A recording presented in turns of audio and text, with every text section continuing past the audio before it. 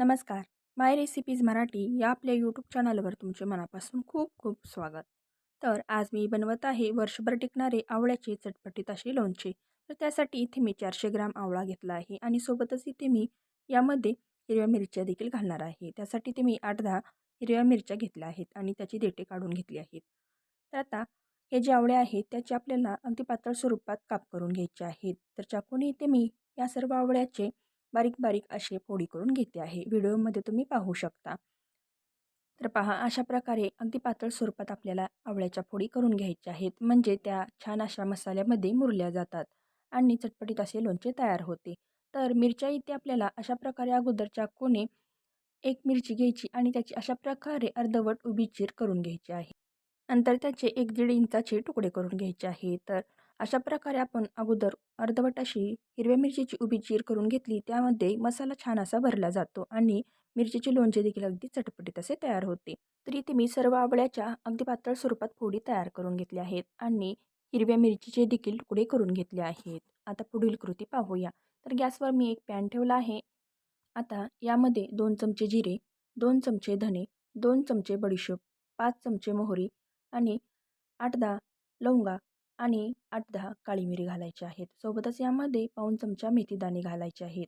आता हे सर्व साहित्य अगदी लो फ्लेमवर आपल्याला छान असे भाजून घ्यायचे आहे.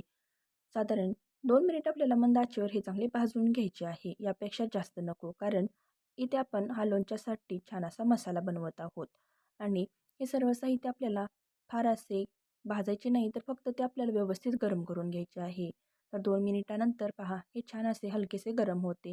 हाताने देखील आपण हे सर्व साहित्य धरू शकतो इतपत आपल्याला ते गरम करून घ्यायचे आहे. तर 2 मिनिटे लो फ्लेमवर चांगले भाजून घेतले आणि त्याचा हलकासा सुगंध देखील दरवळू लागतो. आता ते एका ताटामध्ये काढून घ्यायचे. आता गॅस बंद आहे आणि पॅन गरम आहे. तर त्यामध्येच आपल्याला 2 चमचे मीठ आणि 1 चमचा सैंधव मीठ घालायचे आहे. तर इथे मी सर्व साहित्य या पोहे खाण्याच्या चमच्याने घेतली आहे. तर हे दोन्ही मीठ देखील आपल्याला हलकेसे गरम करून घ्यायचे आहे. म्हणजे यातील मॉइश्चर कमी होते आणि लोणचे दीर्घकाळ टिकण्यास मदत होते. तर साधारण अर्धा मिनिटातच ते छान असे व्यवस्थित गरम होते. ते आता एका दुसऱ्या प्लेटमध्ये काढून घ्यायचे. आता गॅस चालू करायचा आणि त्याच पॅनमध्ये पाऊण वाटी तेल ओतायचे. तर इथे मी सोयाबीनचेच तेल वापरलेले आहे. तर तेल आपल्याला फार असे कडकडीत गरम करायचे नाही, तर हलकेसे सौम्य स्वरूपातच आपल्याला ते गरम करून घ्यायचे आहे. आता तेल व्यवस्थित गरम झाले की यामध्ये अर्धा चमचा मोहरी घालायची. आता ही मोहरी चांगली व्यवस्थित तडतडू द्यायची आहे. तर तेल आपले फारसे गरम नाही, तर अगदी सौम्य स्वरूपातच ते गरम झालेले आहे. त्यामुळे मोहरी तडतडण्यास थोडासा वेळ लागतो. मोहरी चांगली तडतडली की लगेच गॅस बंद करायचा. आता यामध्ये अर्धा चमचा जिरे, 8-10 काळी मिरी, 4-5 लवंगा आणि 1 दालचिनीचा तुकडा घालायचा आणि लक्षात असू द्या की गॅस इथे आपला बंदच आहे. तर आता तेल गरम आहे त्यामध्येच आपल्याला हे सर्व साहित्य व्यवस्थित असे परतून किंवा तळून घ्यायचे आहे. साधारण 1 ते 1.5 मिनिट आपल्याला चमच्याने हे व्यवस्थित हलवत राहायचे आहे. 2 मिनिटानंतर हे तेल बऱ्यापैकी थंड होते. आता यामध्ये पाव चमचा हिंग घालायचा आणि चमच्याने व्यवस्थित या तेलामध्ये हलवून घ्यायचे.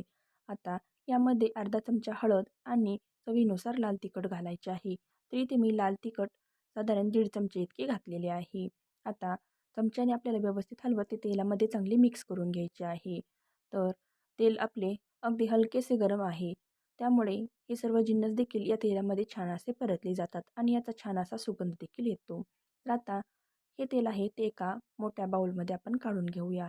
आता हे तेल पूर्णपणे थंड होऊ द्यायचे आहे. साधारण 20 ते 25 मिनिटानंतर तेल पूर्णपणे थंड होते. तोपर्यंत ते भाजून घेतलेले जे मसाल्याचे साहित्य होते ते आता थंड झालेले आहे.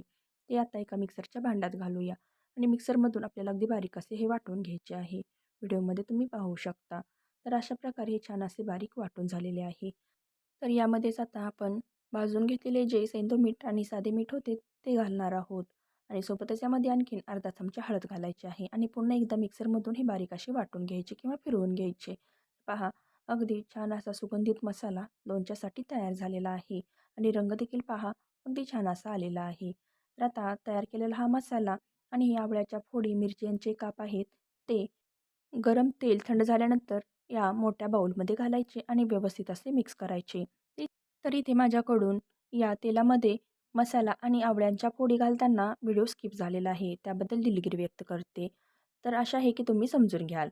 तर आता हे तेल आपले पूर्णपणे थंड झालेले आहे. त्यामध्ये आवळ्याच्या फोडी, या मिरच्यांचे काप घातले आणि मिक्सरमधून जो आपण मसाला तयार केला होता तो मसाला देखील घालून 2 मिनिटे व्यवस्थित हलवत चांगले मिक्स करून घेतले आणि अशा प्रकारे चटपटीत असे हे आवळ्याचे लोणचे तयार झाले आहे.